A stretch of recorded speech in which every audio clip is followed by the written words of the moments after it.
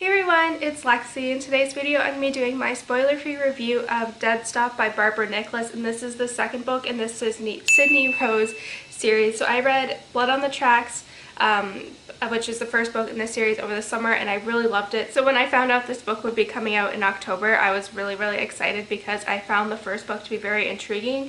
For those who don't know, this follows a detective, she is a railroad cop, and named Sydney, who was an ex-Marine who fought in Iraq, but she was kind of part of, I think it's the mortuary affairs. So basically, whenever there was a dead body, she would go out, and her team would go out and kind of do autopsies and collect the evidence and all that.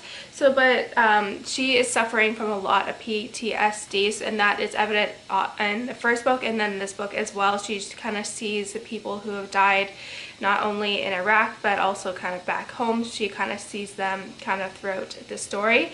And what's really unique about this book, aside from the PTSD and kind of shedding light on how there's not a lot of resources for people who come back from overseas, like there's not a lot of resources for them out there, but it also, what I found really unique about it is that her sidekick is Clyde, who is a canine kind of military dog, ex-military dog that she knew the owner for when she was in Iraq. So I found that to be really interesting.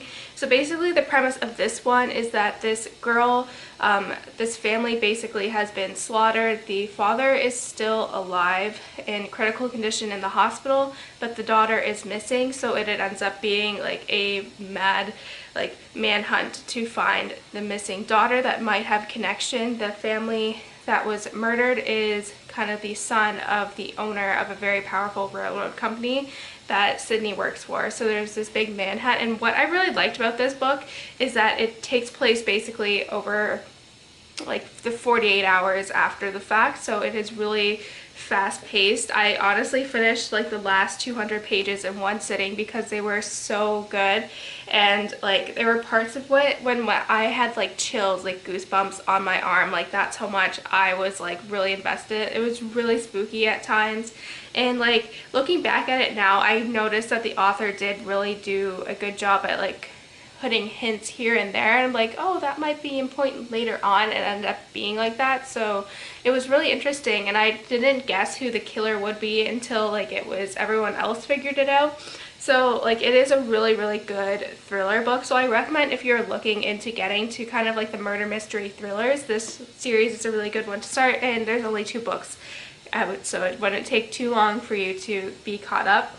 But it's just a really, like, I think it's really unique just in terms of the kind of the different kind of components that it incorporates into it. Not only does it talk about PTSD with soldiers, but it also talks about abuse and all this stuff, and just kind of the cycle of abuse, and like how like guilt and all that. So I think it's just really interesting, and like I said, it's just a really good series all around. This is a 5 out of 5 stars book for me. Like it took me longer to read this one just because like with everything going on with school, and I'd go to bed and I'd fall asleep right when my head hit the pillow. But like I said, I finished the last 200 pages because I could not put it down. It was just so good. So like I highly recommend that you check this series out. You will not be disappointed. Like I can't recommend it enough. And like Sydney is such a complex character. She is so dynamic, and there's so many layers to her, and she's always constantly evolving. She's very three-dimensional, which is a really like breath of fresh air just in terms of character, like just in terms of how female characters are portrayed. I would have liked to have known to have seen more of Cohen in this one. In here we do get little snippets of their relationship in here, but not enough, and it does leave on a good cliffhanger for the next one. So I'm excited to see what Sydney has in store in the next one. So that's it, guys. I hope you liked this mini review. So yeah, if you are interested in reading this book, or if you've read it, please let me know down below, because it is such an awesome book series. Like I love it. So yeah, don't forget to give this video a thumbs up, and I will see you guys next time. Bye guys.